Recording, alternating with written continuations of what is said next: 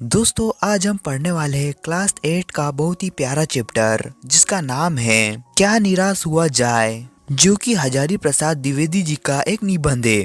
तो आइए दोस्तों इस चैप्टर को हम डिटेल से एनिमेशन के माध्यम से समझते हैं। लेखक कहता है कि उसका मन कभी कभी बहुत दुखी हो जाता है क्योंकि जब वह अखबार पढ़ता है तो उसमें चोरी, डकैती, ठगी, भ्रष्टाचार जैसी बुरी खबरें ही भरी पड़ी रहती है। हर जगह लोग एक दूसरे पर आरोप लगा रहे हैं। ऐसा लगता है जैसे देश में कोई ईमानदार आदमी ही नहीं बचा।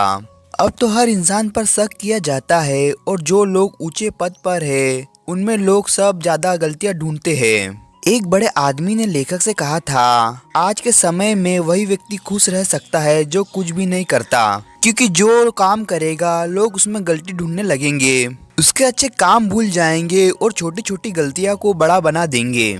लेखक कहता है कि हर इंसान में कुछ न कुछ गलतियां तो होती है, कोई भी पूरी तरह अच्छा या बुरा नहीं होता। लेकिन आजकल लोग सिर्फ दूसरों की बुराइयां ही देखते हैं, अच्छाइयां नहीं। यह बात सोचकर लेखक को बहुत चिंता होती है। फिर लेखक सोचता है, क्या यही भारत है जिसका सपना महात्मा गांधी, लोकमान्य तिलक, रविन्द्रनाथ टैगोर और मदन मोहन मालवीय ने देखा था? क्या हमारा महान भारत जहाँ सब लोग मिलजुल कर रहते थे अब बदल गया है? लेकिन फिर उसका मन कहता है, नहीं, ऐसा नहीं हो सकता। हमारे देश के सच्चे मूल्य और आदर्श अभी भी जिंदा है। भारत हमेशा महान रहेगा। लेखक यह भी कहता है कि आजकल मेहनत से काम करने वाले ईमानदार लोग दुखी है और झूठे फरेब करने वाले लोग मजे में हैं। लोग अब ईमानदारी को मूर्खता और सच बोलने वालों को कमजोर समझने लगे हैं। इससे लोगों का भरोसा सच्चाई और अच्छाई से उठने लगा है। लेकिन लेखक को पूरा विश्वास है कि सच्चाई और अच्छाई एक दिन फिर से जीतेगी। भारतवर्ष यानी हमारा देश हमेशा से भौतिक चीजों जैसे पैसा, गहने, गाड़ियों, बड़ी इमारतें आदि को सबसे ज्यादा महत्व नहीं देता था। भारत का मानना था कि मनुष्य के अंदर जो अच्छे गुण होते हैं जैसे सच्चाई, दया, संयम, ईमानदारी, वही सबसे बड़ा धन है। हर इंसान के अंदर कुछ बुरे विचार भी रहते हैं जैसे लोभ, मोह, काम और क्रोध। पर भारत ने सिखाया है कि इन भावनाओं को पूरी तरह हटा नहीं सकते, लेकिन इन पर संयम रखना चाहिए ताकि ये हमें गलत रास्ते पर ना ले जाए। भारतवर्ष ने कभी यह नहीं कहा कि इन भावनाओं को मिटा दो, बल्कि यह कहता है कि उन्हें अपने मन पर हावी मत होने दो। लेकिन साथ ही भारत यह भी मानता है कि अगर कोई भूखा है तो उसे भोजन देना जरूरी है, अगर कोई बीमार है तो उसे दवा मिलनी चाहिए, अगर कोई भटक गया है तो उसे सही रास्ता दिखाना चाहिए। यानी दूसरों की मदद करना ही भी धर्म का हिस्सा है। अब हुआ यह कि देश में गरीबी दूर करने के लिए सरकार ने बहुत सारे कायदे कानून बनाए, जैसे कि खेती, उद्योग, व्यापार, शिक्षा और स्वास्थ्य के लिए। इन कानूनों का उद्देश्य था कि सब लोग खुशहाल हो, गरीबी खत्म हो। लेकिन समस्या यह है कि जो लोग इन योजनाओं को चलाते हैं उनका मन हमेशा पवित्र या ईमानदार नहीं होता। वे देश की भलाई का लक्ष्य भूलकर अपना ही फायदा सोचने लगते हैं। भारतवर्ष हमेशा कानून को धर्म की तरह मानता आया है, लेकिन आज के समय में धर्म और कानून को अलग अलग समझा जाने लगा है। अब लोग सोचते हैं कानून को धोखा दिया जा सकता है लेकिन धर्म को नहीं। इसलिए कुछ लोग चालाकी से कानून की गलतियां ढूंढकर अपना लाभ उठा लेते हैं, भले ही वह धर्म के खिलाफ ही क्यों न हो।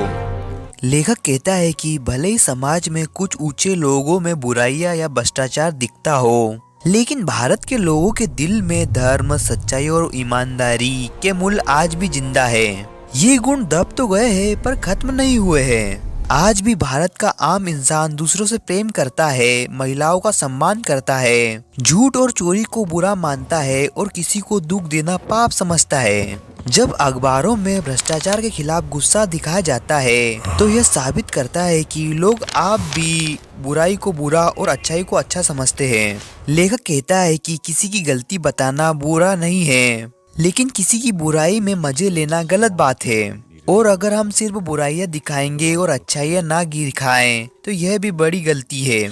बहुत सी अच्छी घटनाएं भी होती है जिन्हें अगर हम उजागर करें तो लोगों के मन में अच्छाई के प्रति विश्वास और प्रेरणा बढ़ेगी।